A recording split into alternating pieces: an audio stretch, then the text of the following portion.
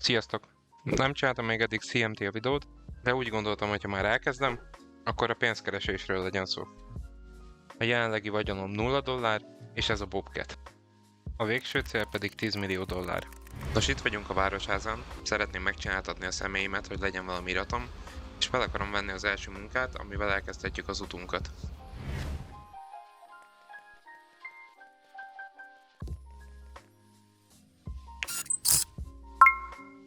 Nos, mint kiderült, nincsen több munka a szerveren, jelenleg csak az áruszállító, ami költségmentes. És ugye nekünk ez jelenleg fontos, mint ahogy látható is, hogy mínusz $895 van. Tehát most az lesz itt a fő célunk, hogy az első összeget azt itt áruszállítózásra megkeressük, és oda tartunk most.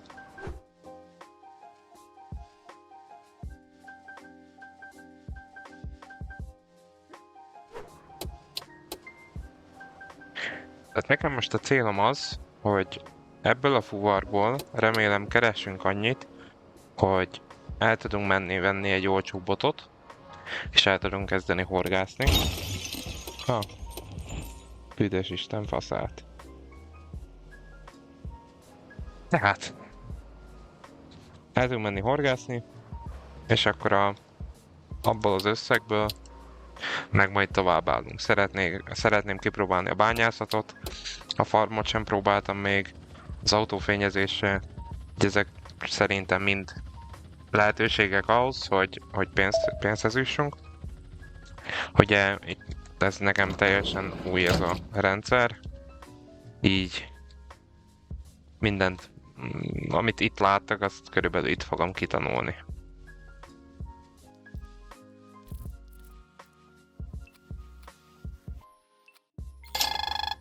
Szuper! Kijöttünk a mínuszból, tehát már vagyunk annyira gazdagok, hogy ne nullán legyünk. És akkor ennek megfelelően menjünk is a következő címre. Úgy gondolom, hogy azt fogom utoljára hagyni. Így méterekből leírva. Gondolkodtam azon is, hogy ahogy haladunk az időben, és minél több vagyont sikerül összeszednünk, akkor megpróbálunk vállalkozásokat létrehozni, mert ahogy néztem, akkor itt erre van lehetőségünk. És mivel én leginkább éjszaka tudok fent lenni, úgy gondolom, hogy egy éjszakai fuvarozó cég talán meg tudja állni a helyét, mert éjszaka talán nincs annyi taxis, nagyobb a kereslet erre, stb. De ez a jövő zenéje. Ezután én később jöttem vissza a szerverre, mert sajnos IRL is grindolni kell a pénzt. Nem találtam elégnek azt, amit eddig kerestünk egy kör fuvarozással, ezért elvittem még egyet. Miután meglett az $52,000, letettem a jogsit, hogy ne legyek büntethető, ha véletlen félreállítanának a rendőrök. Nézzétek, milyen boldog vagyok tőle. Illetve beszereztem a horgászfelszerelést az eddig kiformult pénzből, és elindultam keresni egy spotot, ahol érdemes lehet horgászni.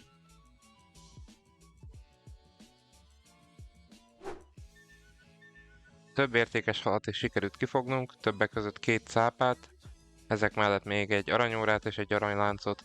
Körülbelül olyan fél órát horgáztam összesen, annyi idő alatt lett meg ez a mennyiség. Már most látszik, hogy jobban megéri ezt csinálni, mint az áruszállítót.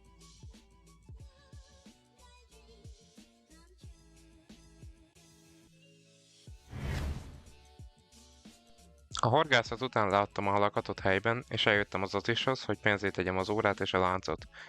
Kétszer estem neki, az első próbálkozás nagyon rosszra sikerült, a másodiknál nagyobbak voltak már az elvárásaim, de sajnos nem adott többet $52,000-nál. A nap végére sikeresen $140,754 zsebeltünk be, ami relatív valamennyivel több, hiszen befektettünk a horgász felszerelésbe is.